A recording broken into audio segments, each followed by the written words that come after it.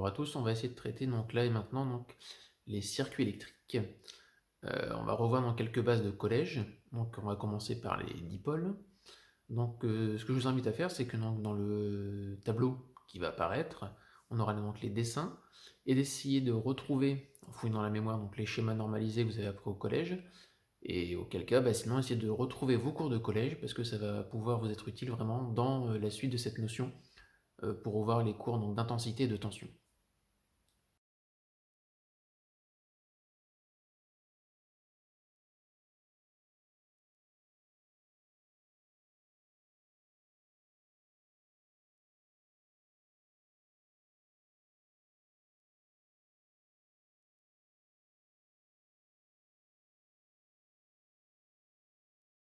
Alors pour rappel, cette drôle de bête, c'est ce qu'on appelle le multimètre. C'est lui qui va permettre de faire les mesures d'intensité et de tension, qu'on va évoquer un peu plus tard, donc dans les rappels.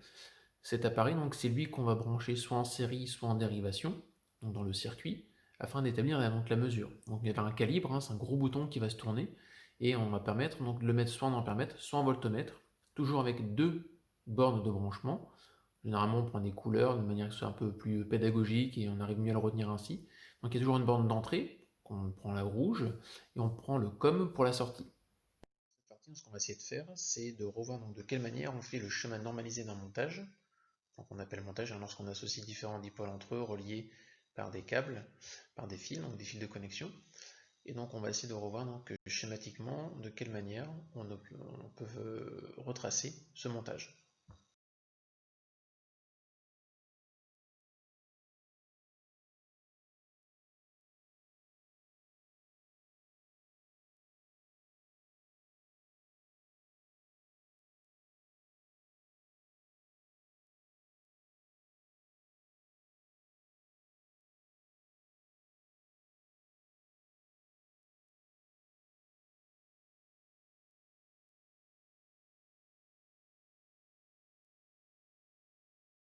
Alors typiquement, on a deux types de montage, deux grands types de circuits.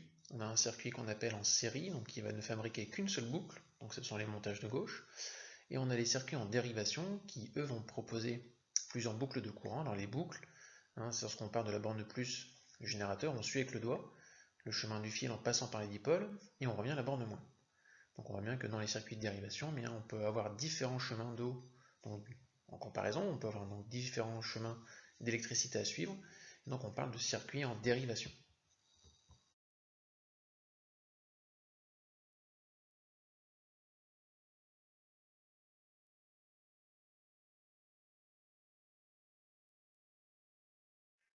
Ici on a une petite illustration qui permettra en fait de faire le comparatif entre l'eau et l'électricité. Donc sur les circuits donc, de série, les circuits de dérivation.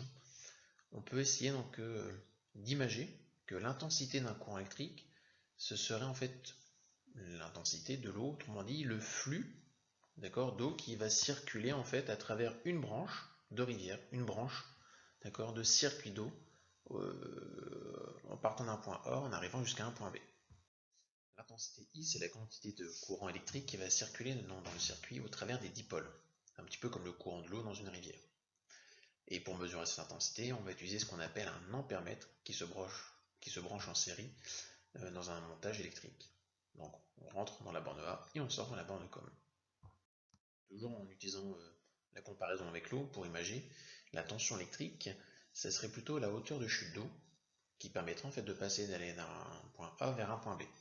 Donc là pareil avec la petite illustration, ce qu'on essaie de faire comprendre, c'est que s'il n'y a pas de différence de hauteur, il n'y a pas de courant, donc il n'y a pas de circulation d'eau, et que dès qu'on va mettre une différence de hauteur, A et B au moins minimale, il y a de l'eau qui peut circuler. Donc comme l'eau peut circuler, il y a une différence de hauteur, donc il y a ce qu'on appelle une différence de potentiel, et cette différence de potentiel n'est plus ni moins communément ce qu'on appelle la tension. Donc la tension U, alors parce qu'on a pris donc le V pour les volts, et donc par rapport au latin on utilisait les lettres U, V, d'accord, qui étaient la même lettre, donc on a pris le U pour désigner la tension électrique.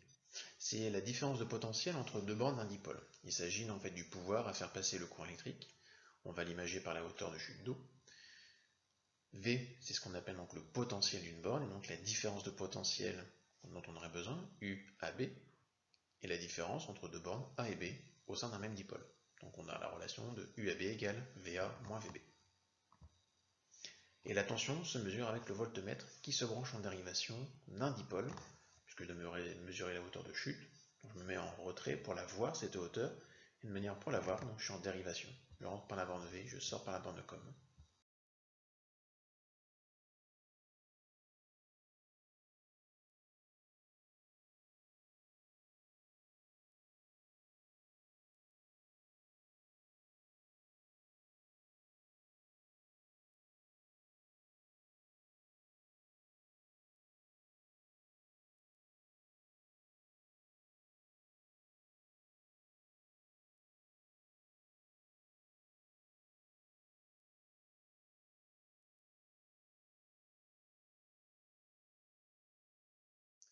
Alors, comparatif entre le circuit série et le circuit en dérivation. Dans un circuit en série, en tout point du circuit, l'intensité est la même, elle ne change pas. Comme elle est unique, on parle de la loi d'unicité.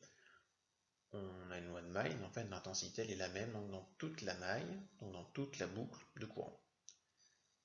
En comparaison, dans un circuit en dérivation, au niveau d'un nœud, la somme des intensités qui est entrante est égale à la somme des intensités sortantes. Donc là on a une loi d'additivité, ou ce qu'on appelle aussi une loi des nœuds, puisque en fait, j'ai un nœud de courant où les intensités doivent arriver et ressortir.